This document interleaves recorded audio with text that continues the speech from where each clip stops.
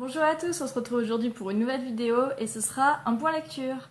Tout d'abord, j'ai lu Les Bones Tunnels, tome 2 d'Oksana Hop, qui est auto-édité.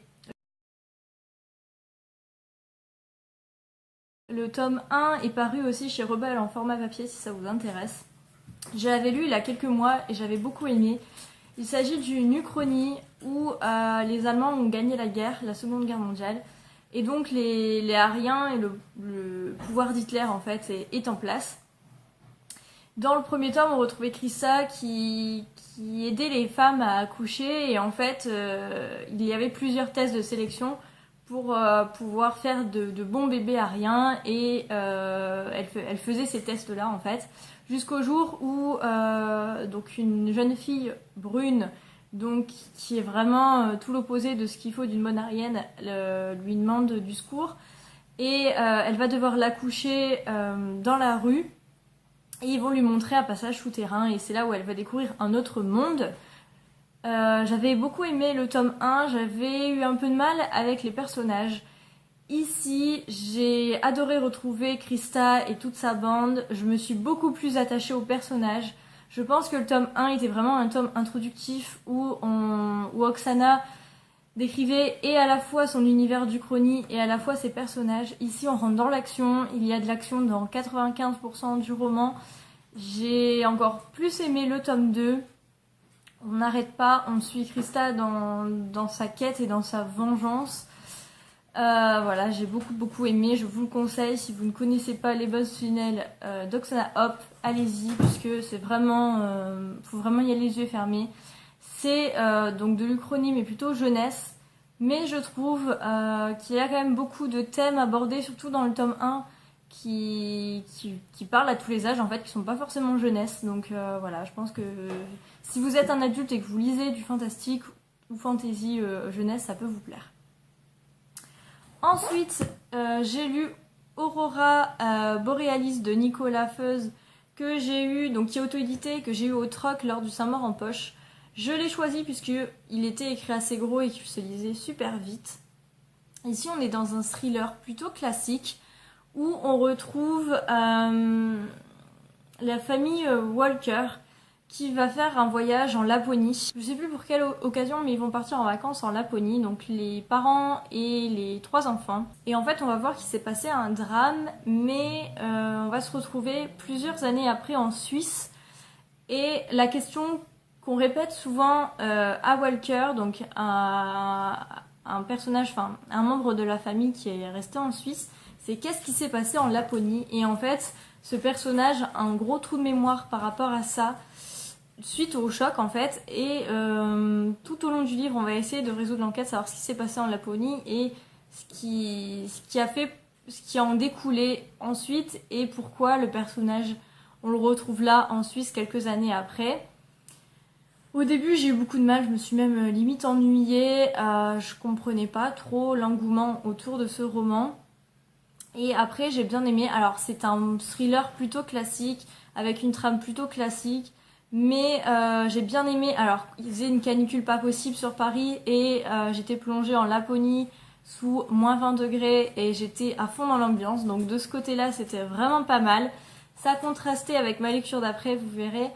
Mais voilà, j'ai aimé me retrouver en Laponie, ce paysage que j'aime beaucoup, les chiens de traîneau, tout ça. Mais après, l'intrigue en elle-même est bien, mais il n'y a rien de folichon. Je pense que ça peut être bien aussi pour ceux qui commencent les thrillers, qui veulent des choses plutôt divertissantes et pas trop gore. Je pense que ça peut être un roman pour vous.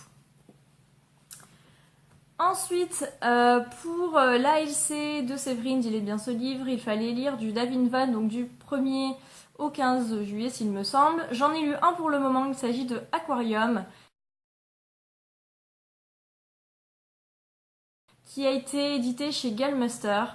Ici, on va retrouver une petite fille qui a une vie assez difficile avec sa mère et son beau-père. Elle a une relation assez difficile avec sa maman. Et après l'école, elle va à l'aquarium pour voir les poissons et les mammifères marins. Et elle va rencontrer un vieux monsieur qui va la retrouver tous les jours à l'aquarium après l'école.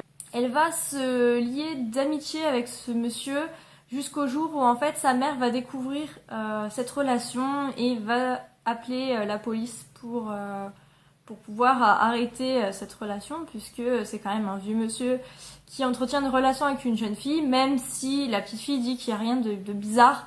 Voilà, la maman appelle quand même la police et va en découler pas mal d'actions, notamment beaucoup de violence.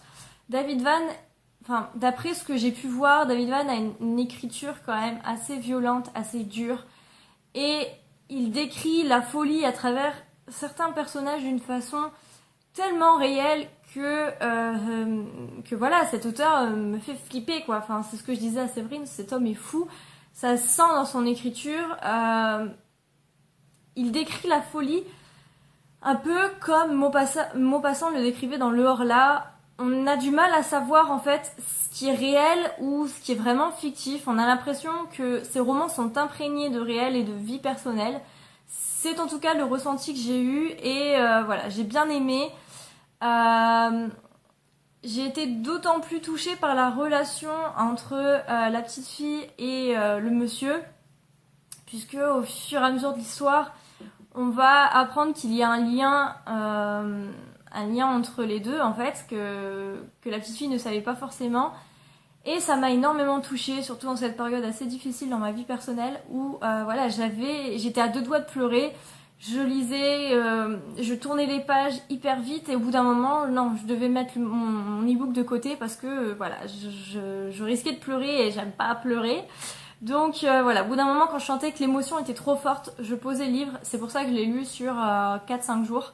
Alors que si je le lisais, enfin, il est possible de le lire d'une traite puisqu'il fait dans les 200 pages.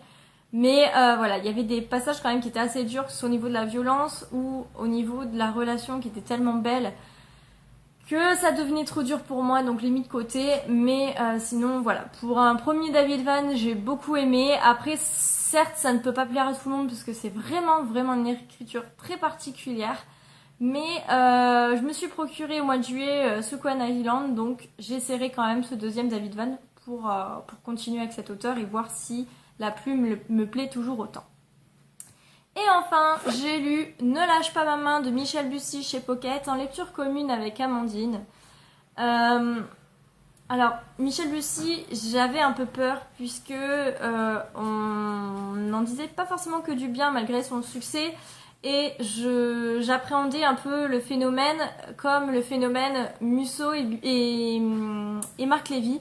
Et au final, mon avis n'était pas si éloigné de la réalité puisque c'est un bon divertissement. Mais voilà, rien de transcendant. Tout comme j'aime Guillaume Musso et Marc Lévy, donc je sais pas que j'aime pas Michel Bussy, il a une belle écriture et voilà, c'est un bon divertissement.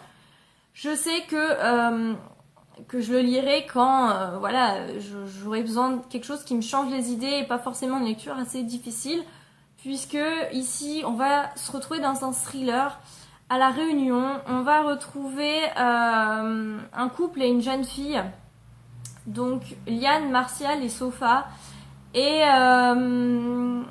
lorsqu'ils sont sur la plage, Martial va demander en fait aux voisins de plage de garder la petite fille le temps qu'il aille voir sa femme.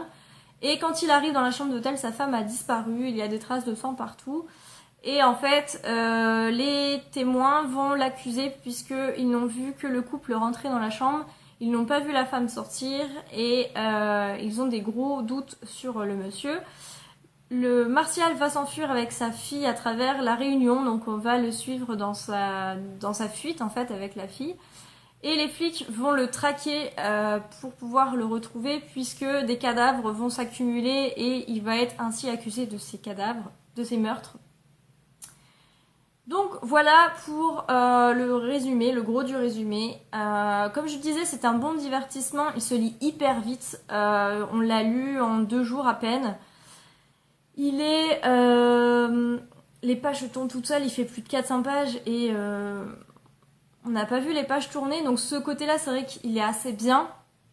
Mais après, voilà, rien de très fou. Une enquête plutôt banale. Une fin qui m'a un peu déçue, dans le sens où c'était finalement trop simple. J'avais émis des hypothèses beaucoup plus loufoques et beaucoup plus recherchées que l'auteur. Et non, il a pas été aussi loin que mon cerveau.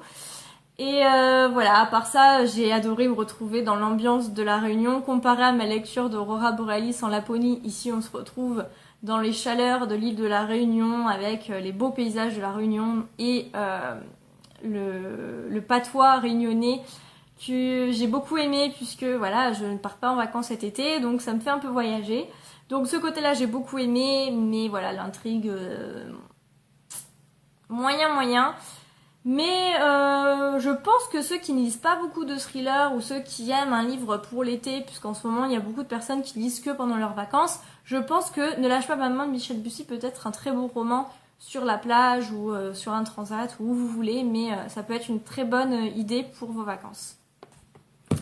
Donc voilà, c'est tout pour mon point lecture. J'espère que je vous ai donné envie de lire ces romans puisque j'ai aimé les 4 romans que je vous ai présentés, je vous les conseille. En ce moment, j'essaie de rattraper mon rythme, donc je suis assez contente parce que je lis pas mal de livres. À l'heure où je vous tourne, je suis en train de finir mon 5e roman, sachant que j'ai un 6e en audiobook que j'ai quasiment fini aussi. Donc, arrivé milieu du mois, j'ai autant lu qu'au mois de juin, donc je suis très satisfaite. J'espère pouvoir avancer encore plus vite cet été. Et ainsi vider ma palle qui a explosé avec Saint-Maur puisque je suis à plus de 400 livres dans ma palle. SP confondu, donc il faut absolument que je liquide ça avant la rentrée puisque qui dit rentrée littéraire et dit beaucoup de romans. Voilà, je vous laisse et je vous dis à bientôt. Ciao!